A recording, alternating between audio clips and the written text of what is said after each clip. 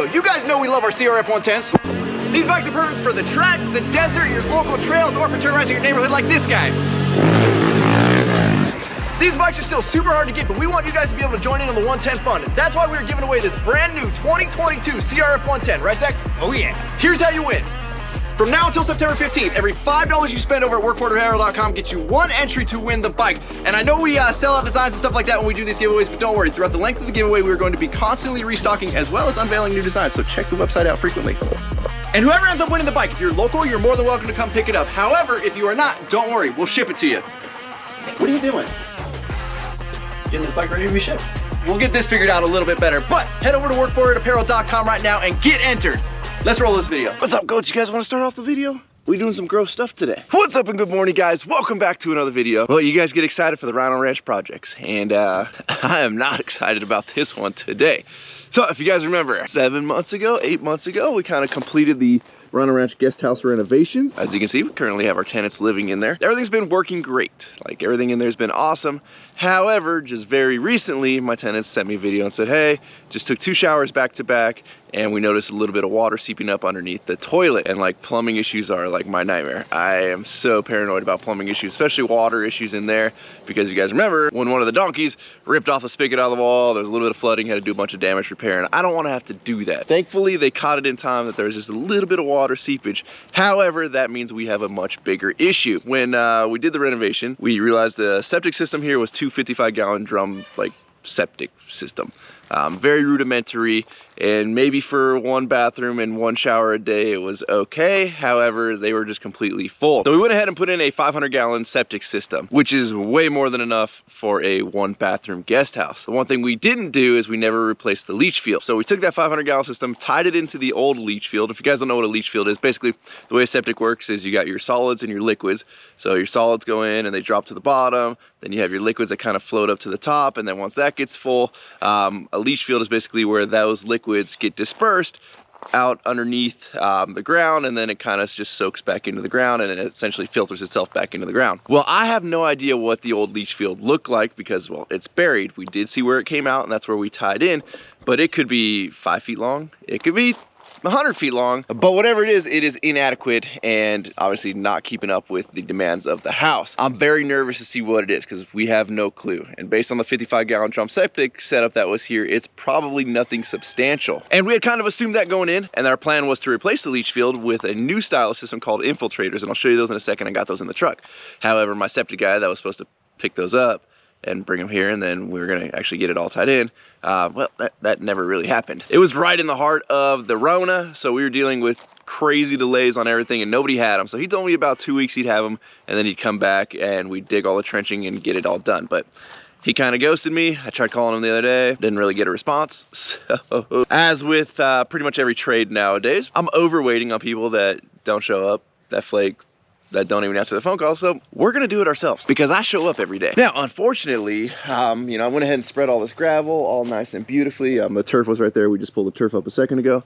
And I don't want to mix all this gravel with dirt because this is all fresh gravel. So I'm going to do my best to get the gravel out of the way before we start doing all of our trenching. And we need to dig the tank back up because we need to see where the gray water exit side is. Should make for an interesting day. Now, gone are the days of, like, you know, 200 feet of trench, perforated pipe, gravel, all that stuff. There's been improvements in leach field technology, and that is infiltrators, which are the devices you see here behind me. And I'll explain these a little bit more once we actually like get our trench dug and start installing them, and it'll make a lot more sense to you guys. However, you can see they are a bunch of domes basically, and you're almost creating like a cavern for the water to sit in. So think of this like a 24-inch diameter pipe, but we got about half of that. So this entire thing can fill all the way up with water and then give it time to slowly disperse. So we've got Abel up there, we've got Chava and Hefe just pulling up, and we've got 1 day to pull this off. We cannot leave the tenants without a toilet, so wish us luck. Got the Mini X getting warmed up here, and we've got a good amount of digging we gotta do today. These trenches have to be pretty wide, and per my calculations, they basically say you want about 100 feet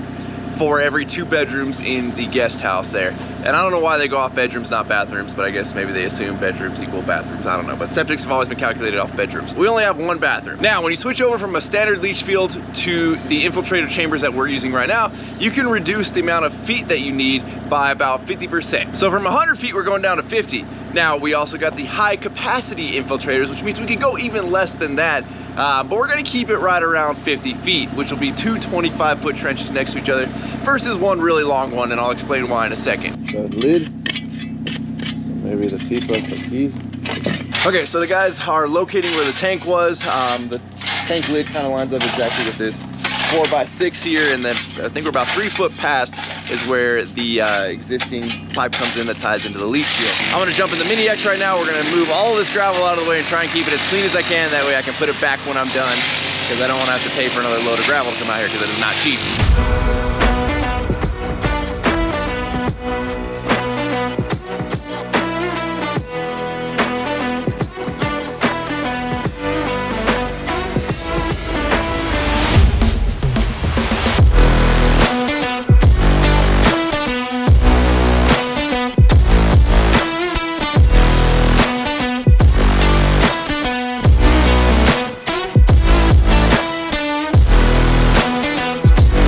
So pretty much stripped the gravel as best that I could without mixing too much of the dirt in. It's gonna suck to see this go back down because this area was looking very nice. And right there is where the liquids line comes out right underneath Chava. So we're digging back a little bit here. I don't want to dig too far with the machine and end up breaking that pipe or ripping a hole in the side of the tank. So we're gonna uncover this part by hand, and then we'll cut off the pipe, and then we get to dig up and see what kind of leach field we had here. I'm nervous to see what we had. Maybe it's adequate and we got a bigger problem somewhere else. Wouldn't really make sense though, because septic systems are pretty simple. I have never dealt with them until this project, but now that I see them and understand them, a little bit of calculations here and there, and pretty simple process and ancient technology. So I want to apologize if the sun is in the camera right now, but we have exposed where the 90 is, because coming right out of the tank at 90's down about 2 feet. So I'm gonna dig this up here without damaging the pipe. That's the plan, at least.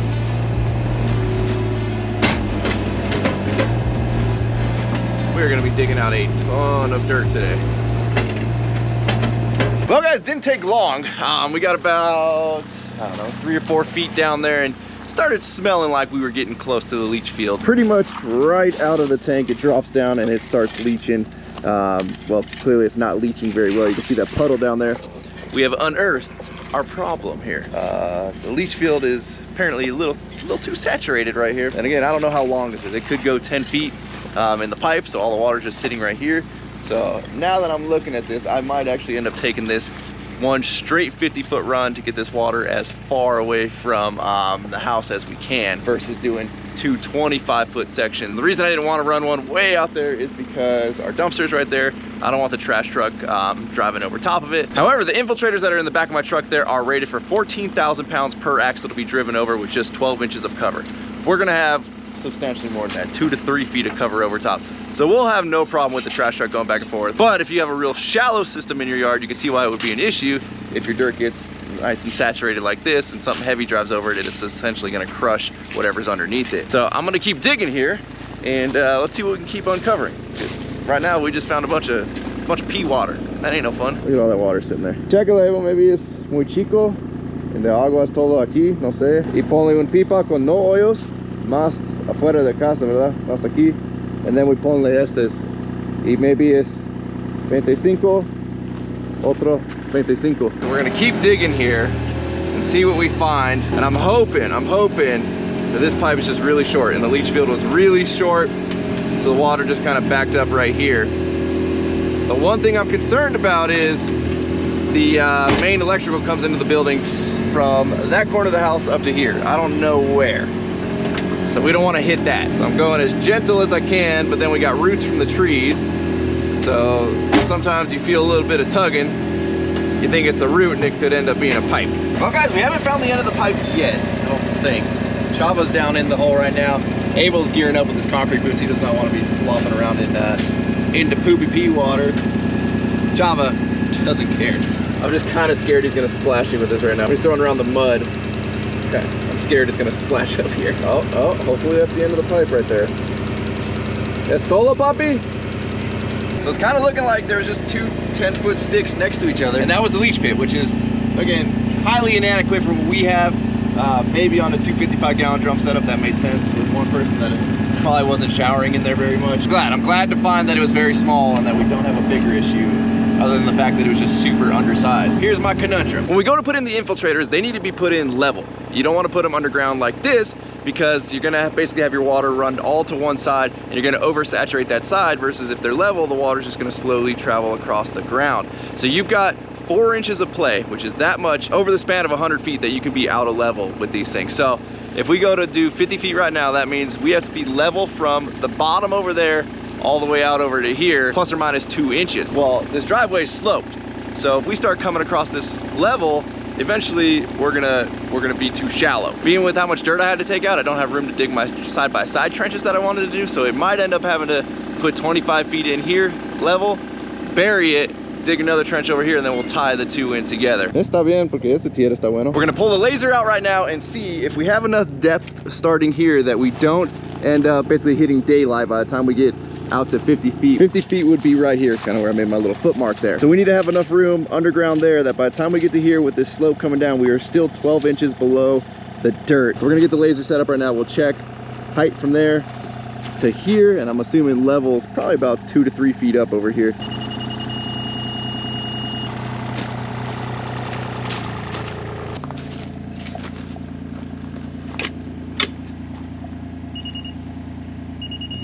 You just saw there. So basically our level that we have right here is right at the 50-foot mark that is out of the ground already. We need a foot of cover, so we need to dig down at least another foot here, probably more, well actually way more, because the freaking infiltrators are like, I don't know, 16 inches tall or something like that. So it's not worth trying to dig down that far, because there's also a maximum depth you want to go. I don't think we'd quite reach it here, but I don't even want to play that game. So we're gonna do our 2 25-foot trenches. Again, we can only do one at a time because there's just nowhere to put the dirt without totally mixing it in with the gravel. Let's start digging.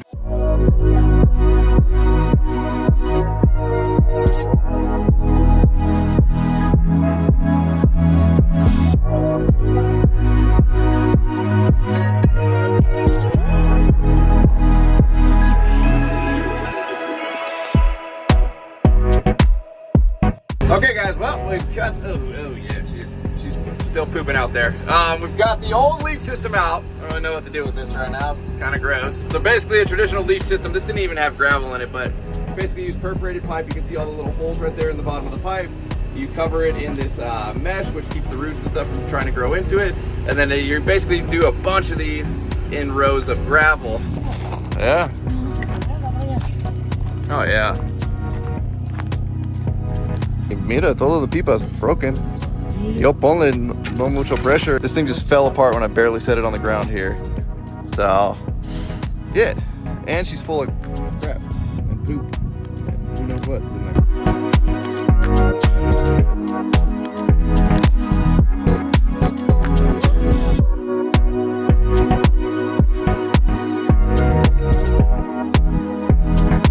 So we've got one of the infiltrators pulled out right here, and this will kind of give you a little bit better of an idea of what we're working with. There's no bed of gravel needed for these. There's really no preparation other than a nice flat hole into native dirt, and that's what we have over there. This is the high capacity model. I don't need to be this big. I didn't want to be this big, but this is the only ones they had in town. They just got a shipment in of the normal ones, which the normal ones that come, they're about this high, and like the dome's probably about to there. So the normal ones hold 49 gallons. These hold 63 gallons, I believe. Don't quote me on that.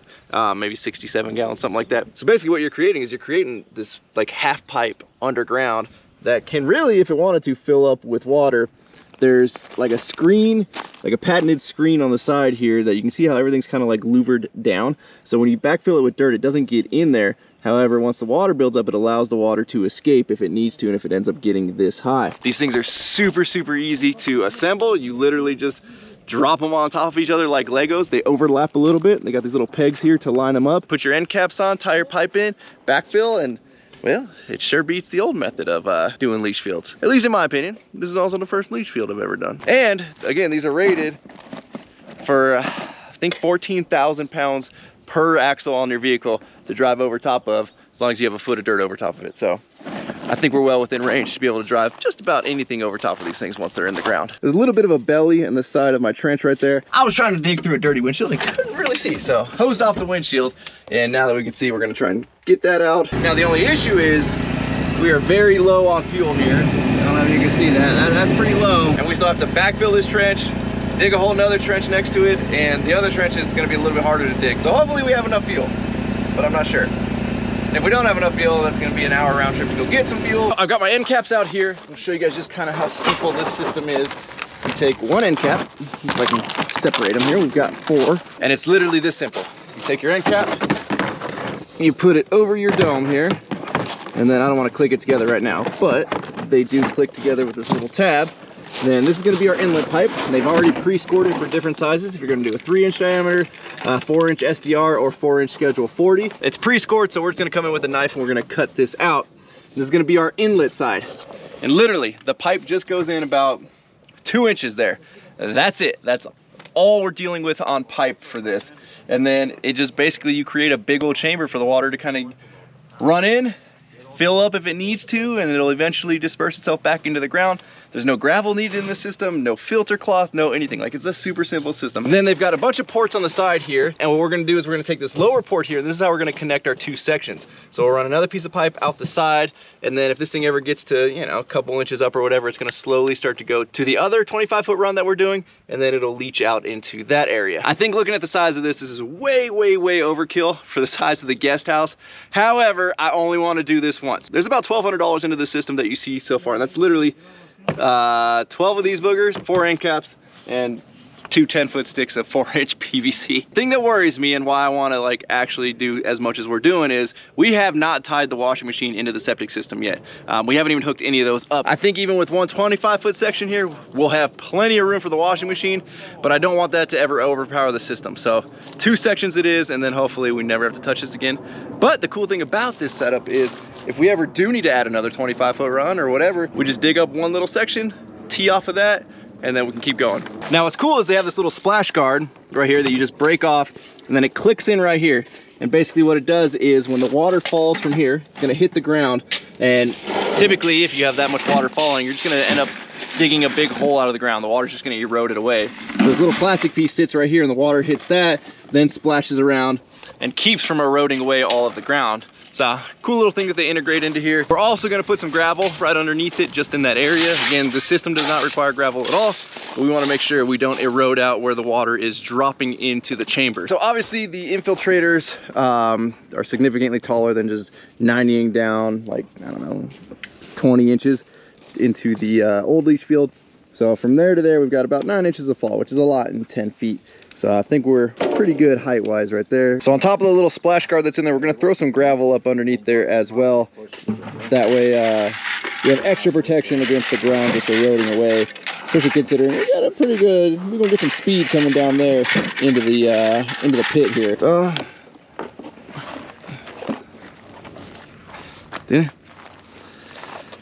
Okay guys, so you can see here, this stuff just clips together. You literally lift it up, you line up your little nub there, you get underneath this tab, and you drop it down. Now, for whatever reason, this doesn't really make sense to us. To get this end on here, you have to be able to clip in to this tab. So we had to start with one of these pieces.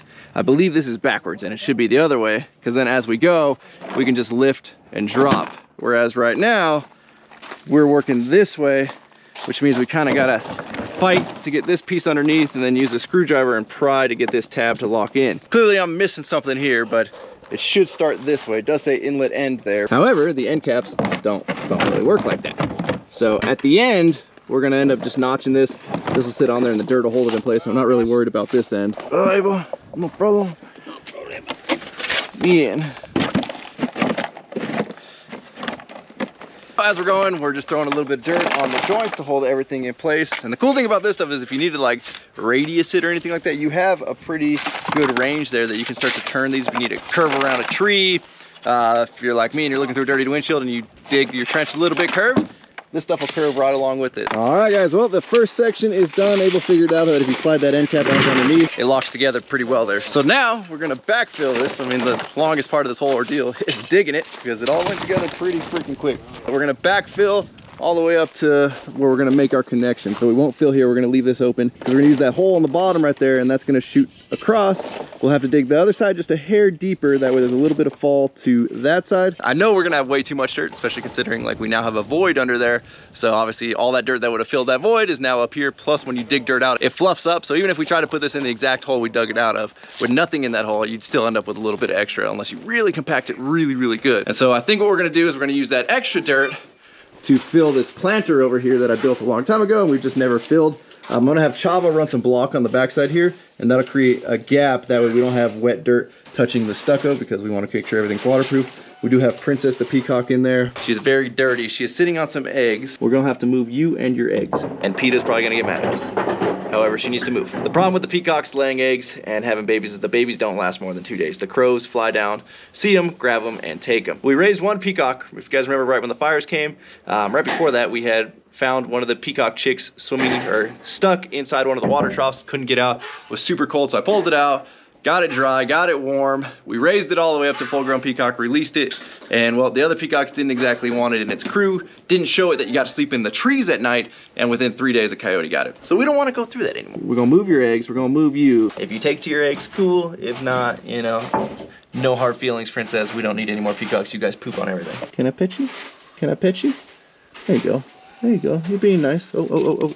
There you go. Well, there you go. So you can see her eggs there.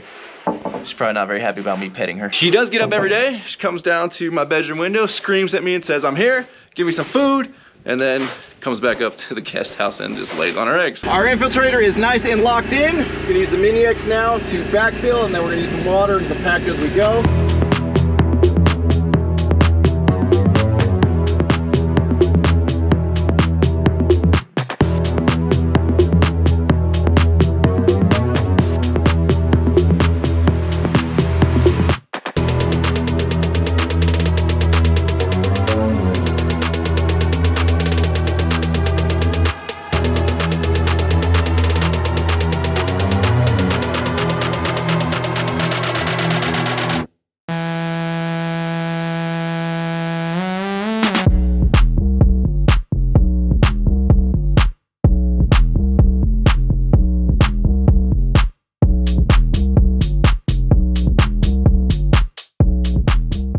Alrighty, y'all, well, we are backfilled all the way up to where we need to tie in. This is gonna be our stockpile side. We're gonna have a ton of extra freaking dirt. These guys are getting backfilled up underneath the drain pipe now that runs to here. So I've kind of marked out on the ground. This is where we're gonna tie in. We're gonna come over about, I don't know, 6 feet center to center. It's pretty close to where that is. Again, I think that one is gonna be sufficient after seeing how long the first one lasted, but we wanna future-proof this and never, ever have to dig this driveway up again, because there's gonna be so much dirt mixed in with this gravel. It's gonna look like crap, which means I'm gonna have to bring in another load of gravel. And you know, costs just go up and up and up. So far, we're about 2 grand into today.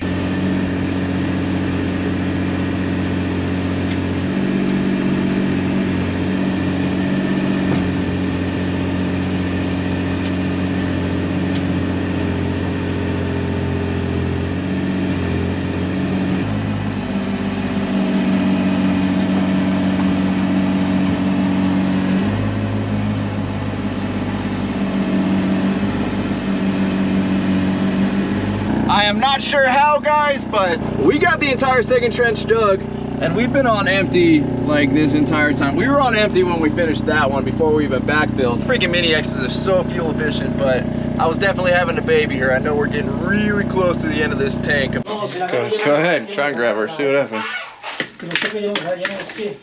To break the eggs.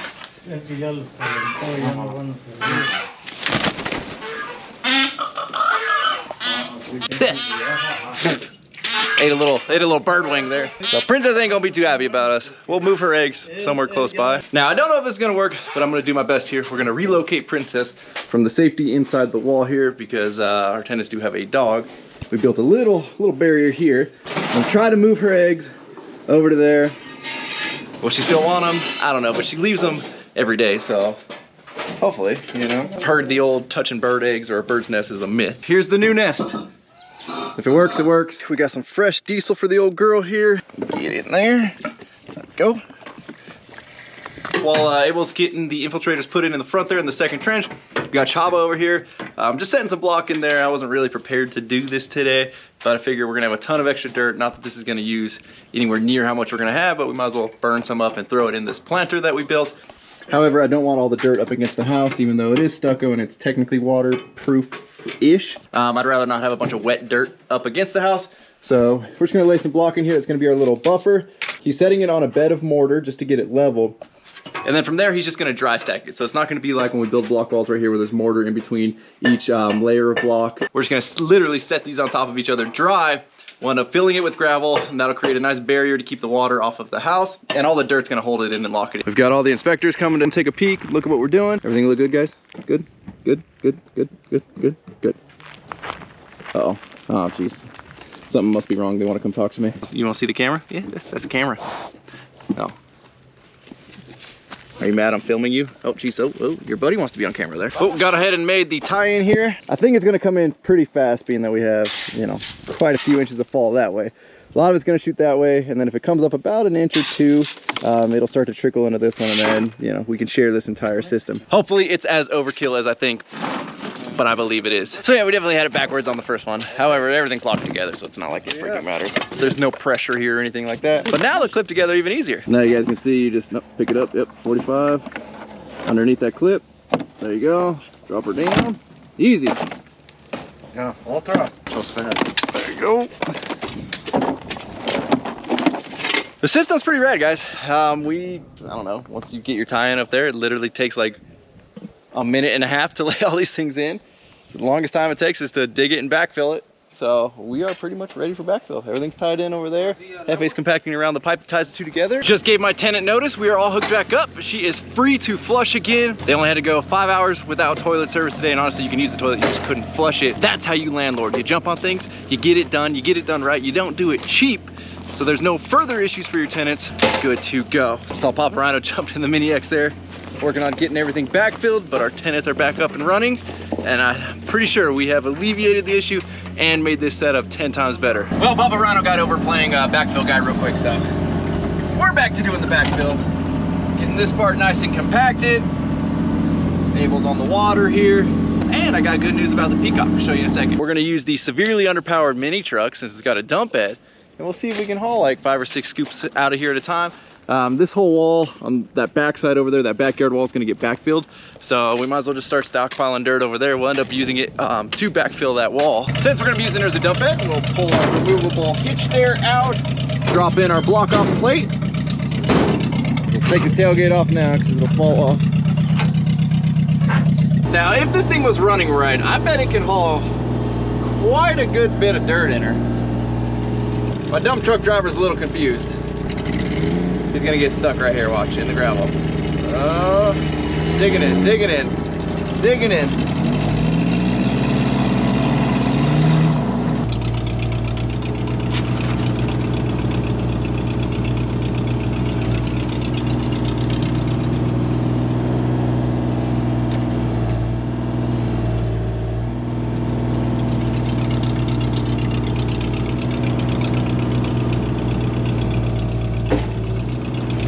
All right, I don't want to put too much in there. Again, I know the dump bed can handle the weight, but it's the power of the truck that I worry about. Let's see if it'll move it.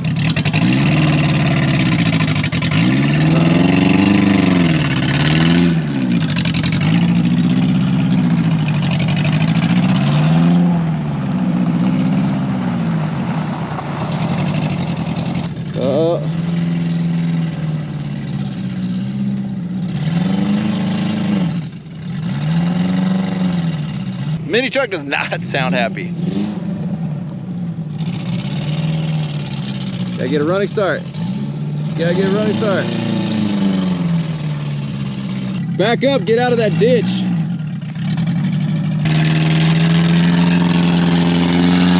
Stay on it, stay on it, stay on it, stay on it, stay on it. Let's go, mini truck, let's go. Come on, girl. Come on, girl. Woo!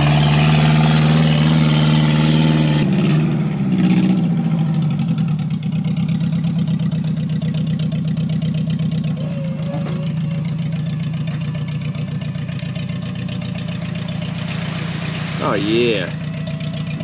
Now this may not seem like much to you guys, but having no skid steer, no tractor out here, no way to actually move material in bulk, the excavator bucket does not move a whole lot, so that's huge. Assuming I get it running a little better. Top is looking good over here. We got this wall pretty much dialed in, our little separation wall. He ended up running just one joint in there because the height was just a hair lower than I wanted it. I'm pretty proud of the mini truck, guys. You know, she's sick, she's not running well, but she's still showing up to work today and putting in that work. Just got this bit of the pile here left to go, and then we'll pretty much be at the right grade to start pushing this gravel back over top. Well, we were almost done, and it looks like Papa Rhino is stuck, high centered. We need some weight on the drive tire. This poor truck. I think when we're done today, I'm tearing into it. I have not pulled the spark plugs back out since I put too much in. Oh, jeez. Put the bed up, see if it lets the frame flex a little bit. Right now. The what? Oh, well. Might give you a little weight. There you go.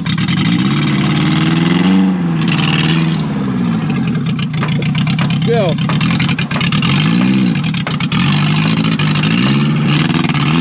All right, we got the reinforcements coming. We're gonna have to give her a little push. Hey, good push.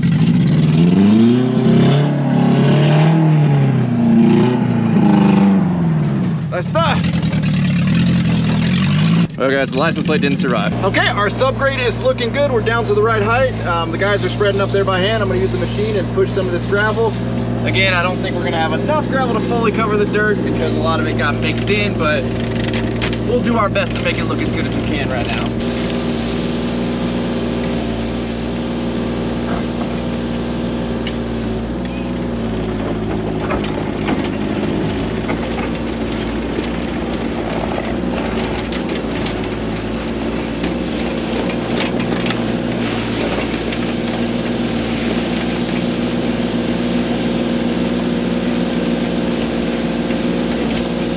Exactly the full coverage we had this morning, but it is a lot better than I thought we were going to end up with at the end of the day today.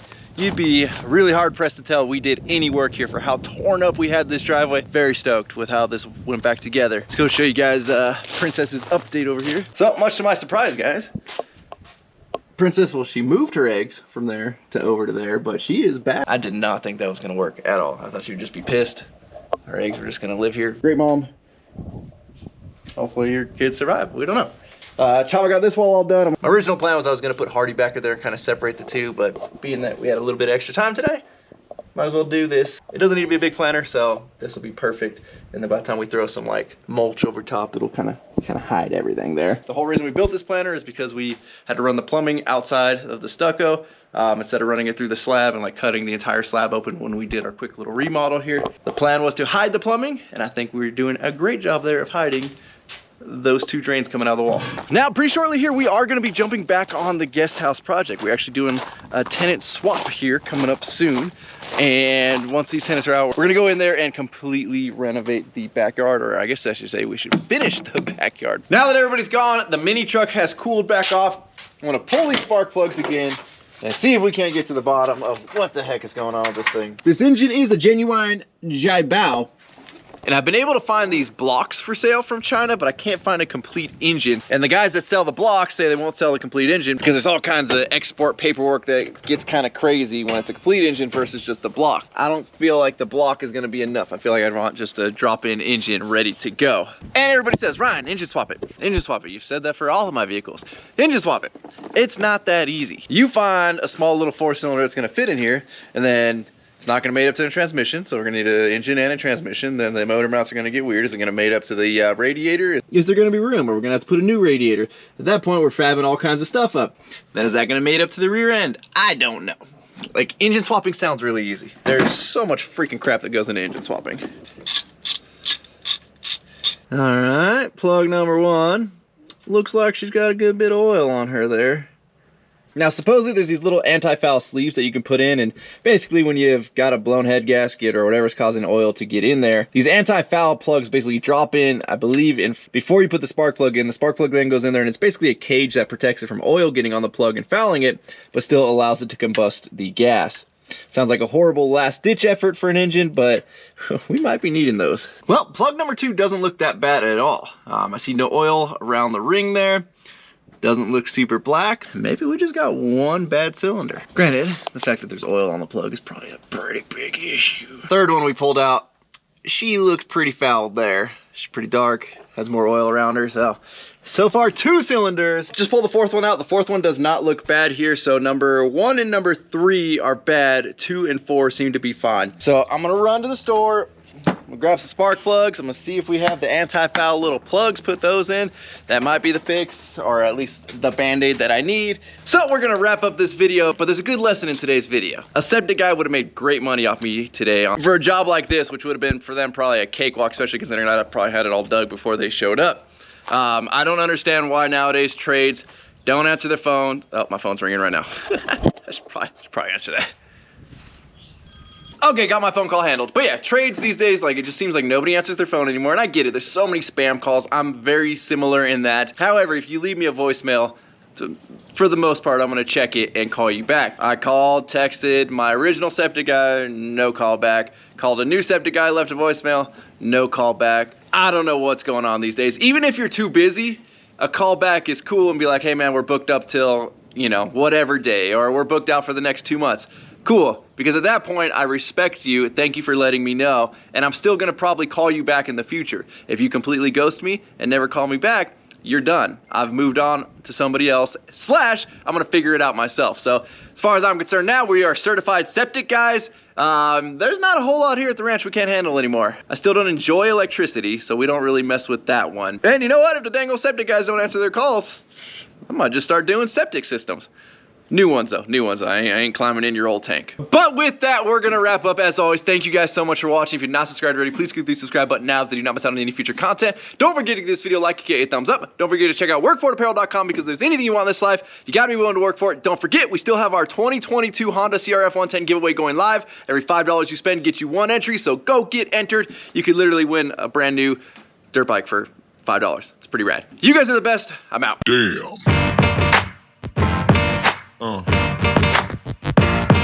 Yeah. Yeah. Yeah.